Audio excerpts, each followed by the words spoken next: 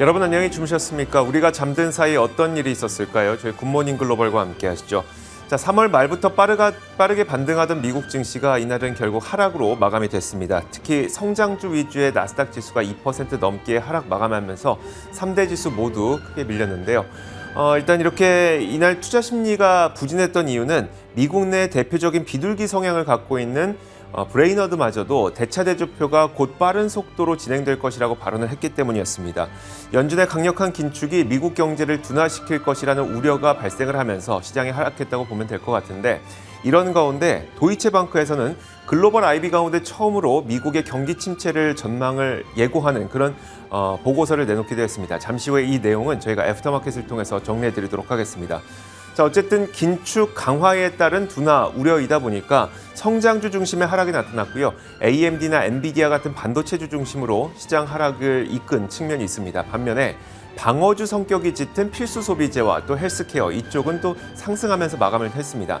다시 한번 올해는 좀 눈높이를 낮춰야 된다는 것을 극명하게 보여줬던 시장이었던 것 같고요. 또 한 가지가 포트폴리오 방향을 이제는 과거 2년과는 좀 달리 가져가야 된다는 것을 다시 한번 확인을 시켜줬던 그런 시장이었습니다. 자, 그렇다면 자세한 마감 분위기는 어땠는지 살펴보겠습니다. 전체린 앵커입니다. 현지 시간 4월 5일 화요일 미국 증시 마감 상황 정리해드리겠습니다. 시작은 잔잔한 플러스권에서 출발을 하는 듯했던 미국 증시였는데요. 이 막판까지 낙폭을 꾸준히 확대해 나가는 모습이 나타났습니다. 장중에 레이얼 브레이너드 연준 이사가 연설을 하면서 특히나 막판에 힘을 잃고 나스닥 지수가 많게는 2.26% 떨어지면서 전일 상승했던 이 상승분을 모두 토해내는 흐름으로 마무리가 됐습니다. 오늘 브레이너드 연준 이사가 했던 발언 살펴보겠습니다. 일단 요지는 지금 인플레이션이 너무 높고 더 높아지려는 상승 압박이 있는 상황이다. 그렇기 때문에 연준은 더 강력한 긴축에 들어가야 된다라는 이야기였습니다. 이르면 다음 달 5월 FOMC에서 대차대조표 축소에 돌입할 수 있겠다라고 이야기를 했고요. 연준이 지금 더 강한 행동에 나설 준비가 돼 있다라는 이 발언을 거듭 강조하는 모습이었는데, 이는 앞으로 0.5%포인트 인상이 더 잦아질 것임을 예고했다라고 해석이 되고 있습니다. 그야말로 금융시장에는 찬물을 끼얹는 발언이 아닐 수가 없는데요. 특히나 브레이너드 연준 이사는 원래 연준 내 대표적인 비둘기파적인 인물로 꼽히는 사람이다 보니까 이렇게 매파적인, 강경한 매파적인 발언이 나오자 시장은 더 놀라는 모습이었습니다. 이 브레이너드의 발언이 전해지면서 국채 수익률은 치솟는 모습이었습니다. 미국의 10년물 금리가 장중 한때에는요 2.56%까지 가리키면서 다시 한번 2019년 5월 내 최고점을 경신하는 흐름이었고요. 그러면서 주식시장의 낙폭도 확대되는 하루였습니다. 현재는 상승세가 소폭 둔화하면서 2.556% 가리키고 있고요. 반면 통화정책에 더 민감하게 움직이는 2년물 금리는 2.51% 수준을 가리키고 있습니다. 그러면서 최근에 이 경기 침체 전조 현상으로 받아들여지는 장단기 금리 역전은 일단은 오늘장에서는 확실하게 정리가 되는 모습입니다. 자, 그런가 하면 어제부터 계속해서 주목을 받고 있는 이슈죠. 이 러시아군이 우크라이나 민간인들을 학살한 정황이 나타나면서 러시아에 대한 서방국들의 추가 제재가 이뤄질 것으로 보이고 있습니다. 시장에서는 이 제재의 종류와 수위 그리고 시장으로의 영향에 대해서 가늠하려는 시도가 어제부터 계속 이어지고 있는데요. 최근에 우크라이나 이슈와 계속해서 저희가 함께 보고 있는 것이 바로 국제 유가가 되겠죠. 다행히 국제 유가는 오늘장에서는 진정세를 나타내고 있습니다. 현재는 2.4% 하락하면서 100달러 선 정확하게 터치를 하고 있는데, 하지만 이렇게 유가가 진정함에도 불구하고 오늘장의 별다른 상승 동력으로 작용하지는 못하고 있는 모습입니다. 자, 히트맵을 열어서 섹터와 종목별 분위기 확인해 보겠습니다. 어제와 정반대 양상을 나타내고 있죠.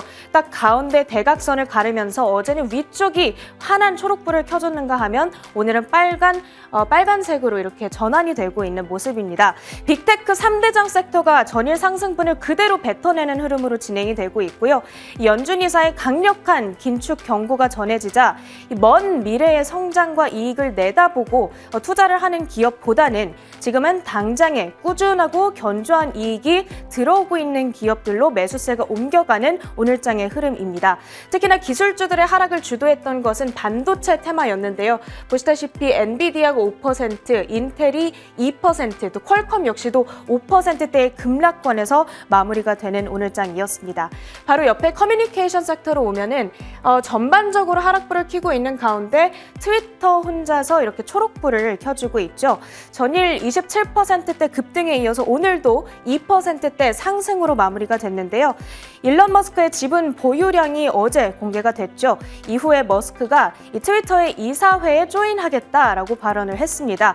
그러면서 향후 몇 달 내에 눈에 띄는 사업 개선이 이뤄질 거다라고 이야기를 하기도 했는데요. 그런 기대감을 조금 받아간 것 같습니다. 이렇게 경기 성장이 느려질 것으로 지금 예상되고 있는 상황이죠. 그런 가운데 그나마 시장에서 조금 잘 버텨주는 섹터가 헬스케어, 유틸리티, 그리고 여기에 위치해 있는 이 필수 소비재 섹터를 꼽아볼 수가 있겠죠. 오늘장에서 이 대표적으로 이 세 가지 섹터가 그래도 조금 버텨주는 흐름으로 진행이 됐습니다. 헬스케어 섹터에서는 대부분의 종목들이 강보합에서 1%대의 강세권에서 마무리가 되는 하루였고요. 경기 방어주 필수 소비재 섹터 내에서도 월마트, 펩시콜라 강보합권에서 마무리가 되는 하루였습니다. 오늘 리오프닝 관련주들은 전반적으로 엇갈린 흐름을 나타냈습니다. 여기에 위치해 있는 여행 관련주들 가운데에서는 카니발이 2%대 상승했던 반면에 익스피디아나 부킹홀딩스 같은 종목들은 3%대 급락세를 나타냈고요. 이 아래에 위치해 있는 항공주들은 전반적으로 동반 하락세를 나타냈다라는 점이 오늘장 특징이 되겠습니다. 자, 이제 차트를 하나씩 열면서 오늘 전해졌던 특징주들 체크해 보겠습니다. 자, 오늘은 이 애널리스트들의 투자 의견 조정에 따라서 움직인 종목들이 상당히 많은데요. 태양광 패널 기업인 퍼스트솔라부터 확인해 보겠습니다. 뱅크 오브 아메리카에서 투자 의견을 중립에서 언더퍼폼으로 하향 조정시켰는데 실제 이뤄낸 성과에 비해서 너무 고평가되어 있는 것 아니냐라는 분석이 전해지고 있습니다. 퍼스트솔라의 주가는 그러면서 4.3% 하락 마감을 지었고요. 다음으로는 의류 리테일 기업인 랄프로렌도 확인해 보겠습니다.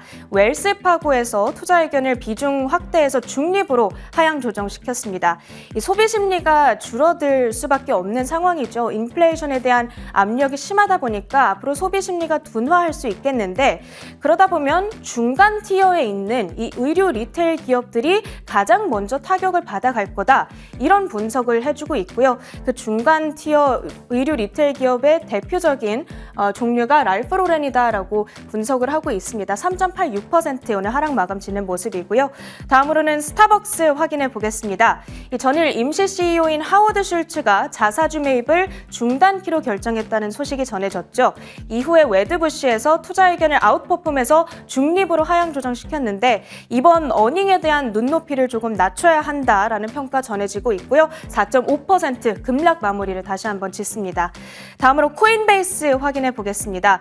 역시나 미주호에서 투자 의견 조정이 있었는데 지금 비용 부담이 높아지고 있다라는 점을 이유로 들어서 목표가를 낮춰 잡았고요. 7.5% 급락 마감됐습니다. 마지막으로 중고차 거래 업체인 카바나도 확인해 보겠습니다. 이 RBC 캐피털에서 투자 의견을 중립으로 하향 조정시켰고 지금 카바나가 가지고 있는 사업 확장 계획을 지탱하기에는 펀더멘털이 조금 부실한 것 아니냐 이런 평가를 전해주고 있습니다. 카바나의 주가는 8.6% 하락 마무리를 지었습니다. 이렇게 오늘장 특징주들 모두 정리해 보고요. 마지막으로 상품 선물 시장에서 금 가격까지 체크해 보도록 하겠습니다. 이 브레이너드 연준 이사가 공격적인 금리 인상, 공격적인 긴축에 대한 경고를 하다 보니까 금 가격은 하락하는 하루입니다. 0.4% 현재 선물가 떨어지고 있는 모습이고요. 이렇게 미국 시장 전반적인 마감 상황 정리해드렸습니다. 잠시 후 애프터마켓으로 이어가겠습니다.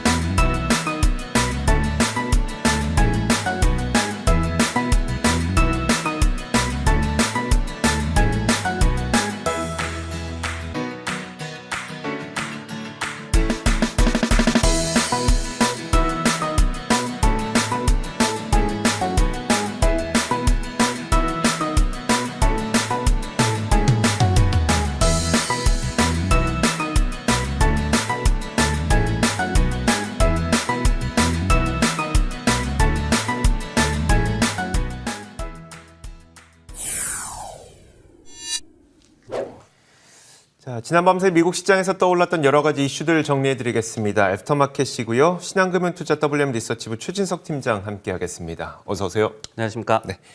자, 오늘도 총 4가지의 키워드를 선택해봤는데요. 첫 번째 키워드부터 공개하겠습니다. 첫 번째 키워드는 바로 적응했다더니라는 키워드입니다. 일단 어떤 내용일까요? 네, 라일 브레이너드 연준 이사 발언 때문에 미국 증시가 좀 하락을 했는데 네. 사실 이제 연준의 긴축 공포에 시장이 이제 적응을 했다더니 이런 얘기가 좀 많이 나왔지 않습니까? 하지만은 사실은 이런 공포는 여전히 좀 남아 있었다. 이런 내용을 좀 전해드릴까 합니다. 브레이너드 이사가 참고로 대표적인 이 비둘기파 인물로 꼽혀지는 그런 인물입니다. 근데 이날 현재 인플레이션이 너무나도 높고 더 가팔라질 리스크가 존재한다, 상방 리스크가 존재한다라고 얘기를 했습니다. 인플레이션 상황을 감안해서 연준이 더 강력한 조치를 취할 준비가 돼 있다라고 발언을 했고요. 구체적으로는 연이은 금리 인상과 그리고 이르면 5월에 시작돼 빠른 속도의 대차대표 축소로 체계적인 통화 긴축 정책을 지속할 것이다라고 설명을 했습니다. 이 같은 이 비둘기파 인사의 발언 때문에 국채금리가 지난 2019년 5월 이후에 최고치까지 치솟았고요. 증시는 하락하고 말았는데 특히 과거 대비해서 또 빠른 양적 긴축을 시사하면서 시장이 불안감에 떤 것으로 해석이 되고 있습니다. 그러면 대표적인 비둘기파였던 이 인물마저도 이렇게 얘기를 했기 때문에 시장이 잠깐 놀란 건지, 아니면 시장과 연준 간의 시각차가 완전히 극명하게 벌어지다 보니까 이런 시장 하락이 나타난 건지, 이 브레이너드 이사의 발언이 재차 시장의 공포 심리를 자극했던 분명한 이유가 있을 것 같거든요. 네, 한 뭐 2가지 정도로 생각을 해볼 수가 있을 것 같아요. 첫 번째는 더 강한 조치라고 표현을 했지 않습니까? 네. Stronger Action이라는 그런 표현이 나왔는데 이게 결국은 이제 50bp의 기준금리 인상을 의미를 하겠죠. 근데 우리가 점도표를 통해서 확인을 해봤을 때는 6차례 올해 남은 FOMC에서 모두 25bp씩 이 금리를 인상할 것으로 일단은 예상이 되고 있습니다. 하지만은 올해 안에 연준이 제시를 하고 있는 중립금리 2.4% 정도로 제시를 했는데 이걸로 가려면은 한 2번 정도는 50bp 인상이 필요하거든요. 근데 이제 브레이너드 이사가 이를 좀 확인사사라는 발언을 전했기 때문에 시장이 좀 공포감에 휩싸인 것 같고요. 두 번째는 양적 긴축의 그 속도가 되겠죠. 과거 대비해서 상당히 더 빠르게라는 표현을 썼거든요. 이와 관련해서 CFRA 같은 기관에서도 투자자들이 연준의 대차대조표 축소 속도와 그 강도 너무 공격적이지 않을까라는 점을 좀 우려하고 있다라고 분석을 하기도 했습니다. 이 같은 2가지 측면이 특히 비둘기파 이사의 입에서 나왔다는 점에서 시장이 좀 공포감을 다시 한번 좀 자극된 것 같습니다. 관련해서 또 무디스에서도 궁극적으로는 이 같은 긴축 노선이 경제 성장을 둔화시킨다는 점을 시사를 하기 때문에 증시 또한 이를 반영하고 있다라고 얘기를 했거든요. 즉 최근에 뭐 경기 상황과 관련된 우려와 또 겹쳐졌던 그런 발언이었기 때문에 시장에서 또 한 번 좀 충격 반응이 나타난 것 같습니다. 알겠습니다. 자, 이렇게 뭐 긴축과 그리고 금리 인상에 대해서 시장이 많이 적응했다고는 하지만 대표적인 비둘기파마저 이런 얘기를 하다 보니까 시장에서는 좀 크게 약간 놀란 것 같습니다. 자, 이어서 다음 키워드도 좀 연결되어 있는데요. 다음 키워드 한번 확인해 보도록 하겠습니다. 자, 다음 키워드는 첫 침체 예측이라는 키워드고요. 경기 침체가 발생할 우려가 있다는 뭐 시장의 우려감은 계속 있긴 했었습니다만 네. 공식적으로 글로벌 IB에서 경기 침체라는 단어를 쓴 게 지난 밤사이 처음으로 공개가 됐습니다.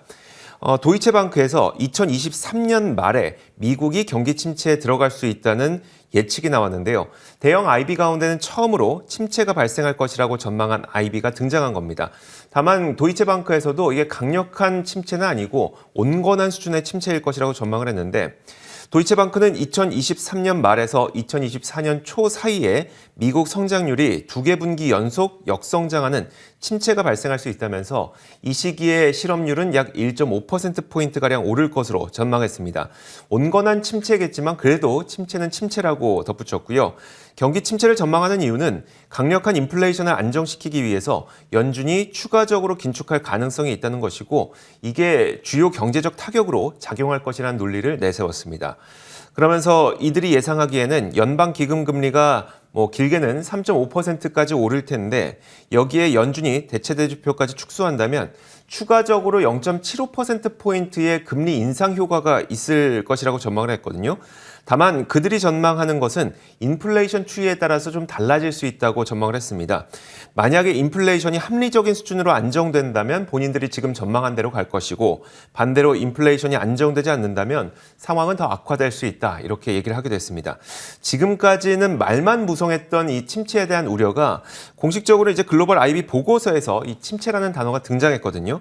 경기 침체를 진짜 이제는 대비해야 되는 단계인지 다른 IB들의 의견은 어떨까요? 네, 이제 경기 침체에 대한 공포감은 결국은 성장은 어쨌든 간에 둔화를 하고 있잖아요. 근데 연준에서 더욱더 빠른 긴축 노선을 좀 시사를 하고 있기 때문에 이런 점이 경기의 어떤 둔화를 더욱더 가속화시킬 것이다. 그러면서 결국은 이제 침체까지 나타날 것이다라는 우려라고 정리를 할 수가 있겠는데 이게 이제 최근에 장단기 국채금리가 역전되다 보니까 좀 공포심이 극대화됐다 이렇게 또 생각해 볼 수가 있을 것 같습니다.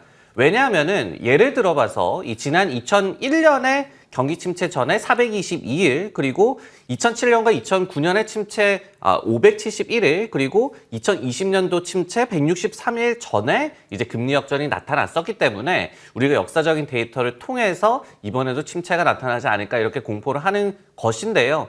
하지만은 도이체방크를 제외한 주요 IB들은 아직까지는 침체까지는 아니다라는 쪽으로 좀 무게를 싣는 그런 보고서들을 많이 내놓고 있는 것 같습니다.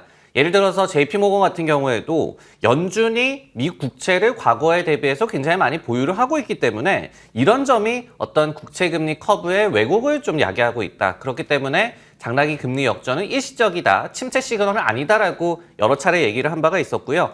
엘리언스 번스타인 같은 기관에서도 과거의 금리 역전 패턴과는 다르다. 그러니까 뭐 어떻게 본다면은 이게 침체를 시사해서, 그러니까 경기 전망을 나타내는 국채금리가 너무 많이 떨어져서가 아니라 이 통화정책을 시그널을 좀 주는 단기 금리가 너무 많이 올라서 뭐 이렇게 생각을 해볼 수가 있겠죠. 과거와는 좀 다른 패턴으로 금리 역전이 나타났기 때문에 침체 시그널이 아니다라고 얘기를 하고 있습니다.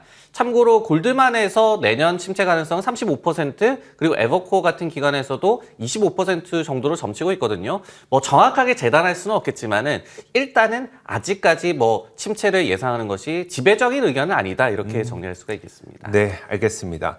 자, 이렇게 두 번째 키워드까지 살펴봤고요. 이어서 세 번째 키워드 볼 텐데 세 번째 키워드는 약간 분위기 좀 달리 가보도록 하죠. 약간은 좀 가볍게 최후의 리오프닝. 저도 안 그래도 카니발 크루즈 라인이 이 지난 밤사이에 좀 올랐길래 어떤 일인가 싶었거든요. 네, 뭐 저희 입장에서도 좀 부푼 꿈을 갖게 하는 그런 뭐 리오프닝과 관련된 그런 얘기인데요. 약세장 속에서도 이 세계 최대 크루즈 선사 업체죠. 이 카니발이 견조한 상승세를 보였는데 결국은 이 크루즈 여행이 어떤 최후의 리오프닝 모멘텀으로 작용할 수 있지 않을까라는 기대감을 불러일으키는 움직임이 나왔습니다. 이 카니발이 보도자료를 통해서 3월 28일에서 4월 3일간에 역대 최대로 바쁜 주간이었다. 그러니까 예약이 그만큼 많이 몰렸다라고 발표를 했거든요. 그러면서 과거 기록 대비해서 7일간의 기록에 대비를 해서 두 자릿수로 증가를 했다라고 얘기를 했습니다. 그러니까 차이가 좀 나는 역대급의 바쁜 주간을 보냈다라고 사측에서 발표를 했고, 이 때문에 주가가 상승한 것으로 해석할 수가 있겠습니다. 미국 질병통제예방센터죠. CDC에서 지난 3월 30일에 크루즈 여행과 관련한 코로나19 지침을 삭제를 했는데요. 사측은 이와 관련을 해서 지금은 미국 항구의 선박 23척 중에 22척이 정상 운영 중이다라고 또 얘기를 하고 있기도 했습니다. 참고로 그간의 이 크루즈 선사 업체들은 CDC가 호텔이나 항공사만 어떤 제한적으로 아니면은 완전히 이 정상적으로 운영을 하게 해주고 크루즈 업계에는 너무나도 좀 과도한 규제를 하고 있다라면서 토로를 한 바도 있었습니다. 와, 리오프닝에 대한 기대감은 참 많았던 게 크루즈인데 그래서 크루즈에 투자하신 분들도 굉장히 많은 걸로 저는 알고 있거든요. 하지만 크루즈 선사 관련주들은 여전히 팬데믹 이전 주가를 회복하지 못하고 있습니다. 그러면 이런 그 분위기가 무르익게 됐을 때 본격적인 매수를 좀 고려해봐도 될까요? 네, 물론 규제가 삭제가 됐다. 그리고 업황이 이제 본격적으로 회복될 것으로 그러면 기대가 될 거잖아요. 이런 부분을 봤을 때는 분명히 좀 기대감이 있고 또 앞으로 상황이 달라질 가능성도 있을 것 같은데, 하지만 이제 최근에 이 기관들이 제시를 한 그런 의견들을 보면은 복수의 뭐 IB나 은행들이 단기적인 잠재 악재는 여전히 좀 경계를 하고 있었어요. 이런 부분도 같이 좀 체크를 하시면 좋을 것 같습니다. 최근에 이 기업도 이제 실적을 발표를 했는데 분기 적자가 예상보다 더욱더 좀 컸습니다. 실망적인 그런 실적이 나왔다라고 보여지는데 이때 바로 이제 제프리스에서 보유 의견을 유지를 했고 수요 회복과 가격 상승은 긍정적인 요소다. 하지만은 투입 비용이 증가할 것이다라는 점이 악재라고 얘기를 했습니다. 그러면서 제프리스는 이후에 또 목표 주가를 20달러에서 19달러로 소폭이나마 이렇게 하향 조정을 하기도 했었고요. 또 이제 아거스 같은 기관에서도 매수에서 보유로 오히려 투자 의견을 최근에 하향 조정한 바가 있었는데요. 오미크론 여파에서 더딘 업황 회복이 나타나고 있다라고 얘기를 했고요. 그리고 연료비 급증에 더해서 이 사측 내부적으로도 어떤 부채라든지 아니면 이자 비용이 앞으로 증가할 것으로 예상을 하고 있다라고 얘기를 했습니다. 즉, 많은 기업들이 최근에 겪고 있듯이 인플레이션, 유가 상승 이런 부분들 때문에 비용 부담을 얘기하는 복수의 기간이 존재한다. 이런 부분도 같이 보시면 좋을 것 같습니다. 알겠습니다. 자, 이렇게 지난 밤사이 시장은 많이 하락했는데 그 가운데서도 또 두드러지는 상승을 보였던 크루즈 선사까지 한번 살펴봤습니다. 자, 이어서 다음 키워드 볼 텐데요. 다음 키워드는 바로 이겁니다. 이런 키워드도 참 마음에 드는 키워드인데 시장을 이길 종목. 네. 그러니까 물론 시장이 많이 하락하고 있으니까 그 시장을 이길 만한 종목을 찾는데 여념이 없으실 겁니다. 이런 가운데 UBS에서는 이제 시장을 이길 종목 5가지를 골라냈거든요. 자, UBS에서는 인플레이션에도 소비자에게 가격을 전가하면서 자신들의 매출과 이익을 지켜낼 수 있을 만한 가격 결정력이 높은 기업들을 몇 가지를 선정했습니다. 그 가운데 딱 5개 종목만을 공개를 했는데 여기에는 엔비디아와 철강주인 뉴코 그리고 나이키와 애플 또 200년 된 트랙터 기업이죠. 디어앤컴퍼니까지 꼽혔습니다. 자, UBS는 스크리닝을 통해서 가격 결정력이 높으면서도 현재 상대적으로 밸류에이션이 좀 낮은 저렴한 기업들을 선별할 결과로 이 5가지 기업을 꼽은 건데요. 자, 그러면서 가격 결정력을 가진 기업들은 퀄리티 주식이면서 성장과 모멘텀을 동시에 갖고 있는 경향이 있다고 설명했습니다. 그렇기 때문에 시장을 이길 수 있는 종목으로 생각을 하고 있는 거겠죠. 자, 이 가운데 몇 가지 기업에 대한 설명을 덧붙였는데 일단 나이키에 대해서는 글로벌 소비자 인지도 1위 기업이기 때문에 프로모션이나 마케팅 비용이 많이 들지 않아도 된다는 점을 가격 결정력이 높은 이유로 꼽았습니다. 그리고 또 200년 된 트랙터 기업인 디어앤컴퍼니에 대해서는 현재 글로벌 곡물 가격이 고공행진하고 있기 때문에 농기계에 대한 수요가 상당히 높은데 이런 높은 수요 때문에 중고 농기계의 가격도 계속 높아지고 있다면서 이 때문에 가격 결정력이 상당히 높은 기업이다 이렇게 선별을 했다고 합니다. 자, 이 가운데 애플이나 엔비디아 이런 것들은 많이 다른 곳에서 투자 의견이 나오니까 최근에 좀 많은 관심을 갖고 있지만 주가가 영 부진한 나이키랑 그리고 우리에게 그렇게 익숙하지 않은 이 디어앤컴퍼니 어떤 기업인지와 함께 월가의 시각도 좀 전해주세요. 네, 뉴코는 또 유명한 인프라 관련 종목이기도 하고 네. 그리고 디어앤컴퍼니는 꾸준하게 지금 미국 증시에서 52주 신고가를 경신하고 있는 종목이기도 합니다. 굉장히 이제 트렌드가 살아있는 종목들이고 그만큼 이미 이제 방어주로서의 매력이 시장에서 좀 부각을 받고 있는 종목이다라고 말씀을 드리겠고요.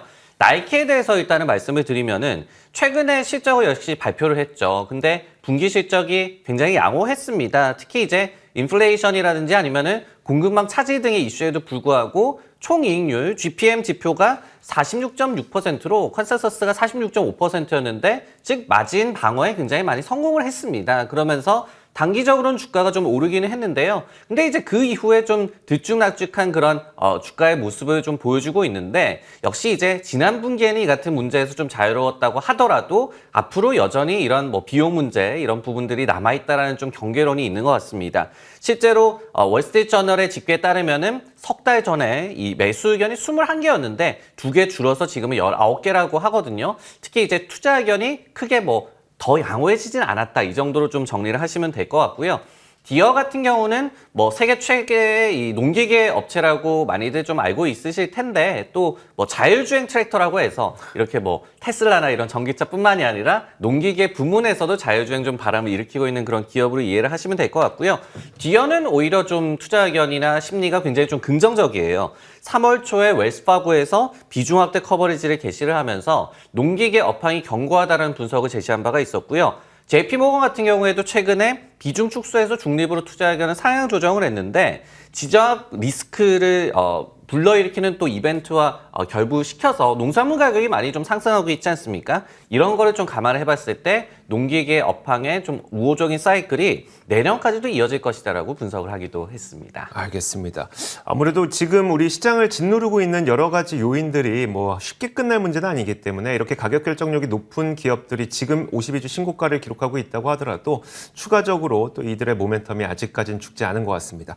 자, 이렇게 지난밤 사이에 있었던 여러 가지 일들을 대표적인 키워드와 함께 살펴봤고요. 애프터마켓이었습니다. 신한금융투자 WM 리서치부 최진석 팀장과 함께 이야기 나눠봤습니다. 고맙습니다.